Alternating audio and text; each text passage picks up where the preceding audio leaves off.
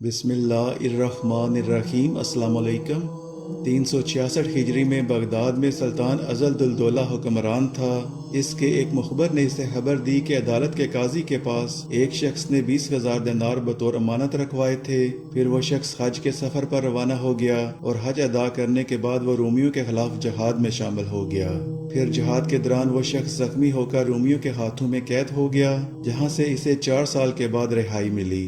یوں تقریباً 10 برس کے بعد جب وہ شخص واپس اپنے شہر میں آیا اور قاضی سے دینار طلب کیے تو اس نے جان پہچان تک سے انکار کر دیا، بلکہ یہاں تک کہا کہ اگر زیادہ تنگ کرو گے تو پاگل قرار دے کر پاگل خانے بھجوا دوں گا، جہاں ساری عمر سڑتے رہو گے۔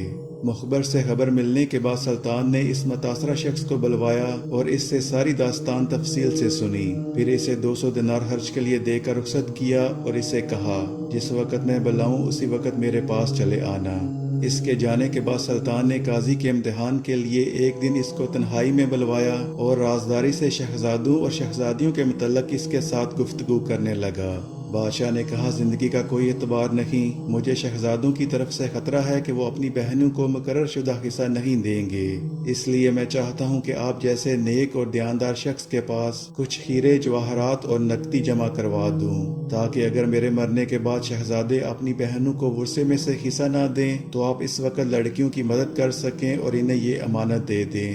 پھر سلطان نے اسے 200 دینار دیے اور کہا کہ آپ اس رقم سے ایک بڑا سا تہہ خانہ بنوائیں جس میں ہیرے اور نقدی خفیہ رکھی جائے گی، اور اس کے بارے میں میرے اور آپ کے علاوہ کسی کو پتہ نہیں ہونا چاہیے۔ قاضی صاحب دل میں خوش ہو کر رخصت ہوئے کہ بڑھاپے میں اس قدر مال مفت ملنے لگا ہے جس کی کبھی توقع بھی نہیں ہو سکتی تھی۔ پہلے 20,000 دینار بھی گھر میں بیٹھے مل گئے اور سلطان کے مرنے کے بعد یہ خزانہ بھی سب میرا ہی ہے، نہ کوئی ثبوت ہے اور نہ کوئی گواہ۔ پھر تہہ خانہ تیار کروا کر قاضی نے سلطان کو اس کے بارے میں اطلاع دی۔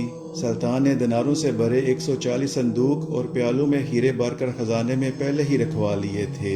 جب قاضی کو بلوا کر یہ خزانہ دکھایا تو قاضی یہ دیکھ کر بے حد خوش ہو گیا۔ سلطان نے کہا، آج رات تک یہ امانت پہنچ جائے گی، اور یہ کہہ کر اس کو رخصت کر دیا۔ پھر اس کے بعد سلطان نے اس مظلوم شخص کو بلوایا اور کہا، آج قاضی کے پاس جا کر سختی سے اپنے دیناروں کا تقاضا کرو، اور اگر وہ نہ مانے تو کہنا میں سلطان سے تمہاری شکایت کروں گا۔ سلطان تجھے سزا بھی دے گا اور مجھے میرا مال بھی دلوا دے گا۔ اس شخص نے ایسا ہی کیا اور قاضی کے پاس جا کر سختی سے اپنی امانت کا تقاضا کرنے لگا۔ قاضی نے سوچا کہ اگر اس کم بخت نے شور مچایا تو شاید سلطان تک بات پہنچ جائے، جبکہ سلطان نے آج ہی خزانہ بھجوانے کا وعدہ بھی کیا ہوا ہے۔ کہیں ایسا نہ ہو کہ اس 20,000 دینار کے بدلے بڑا خزانہ ہاتھ سے جاتا رکھے اور بے اعتباری اور بے عزتی بھی ہو۔ یہ سوچ کر قاضی نے اس شخص کی ساری رقم اس کے حوالے کر دی اور کہا، جو کچھ بھی اب تک ہوا وہ تمہارے ہی فائدے کے لیے تھا، اب تم صبر نہیں کر رہے تو لے جاؤ، تمہارا ہی مال ہے۔ پھر وہ شخص دینار اٹھا کر سیدھا سلطان کے پاس لے گیا۔ اس طرح سلطان کو معلوم ہو گیا کہ قاضی نے واقعی خیانت کی ہے، اور اگر اس کو خزانے کا لالچ نہ ہوتا تو وہ کبھی امانت واپس نہ دیتا۔ سلطان نے قاضی کا تمام مال و اسباب ضبط کر لیا اور اس کو عہدے سے ہٹا دیا، لیکن اس کی بڑی عمر کی وجہ سے اسے کوئی اور سزا نہ دی۔ اے ہمارے رب، ہمیں سیدھے راستے پر رکھنا اور ایمان پر خاتمہ نصیب فرمانا، آمین۔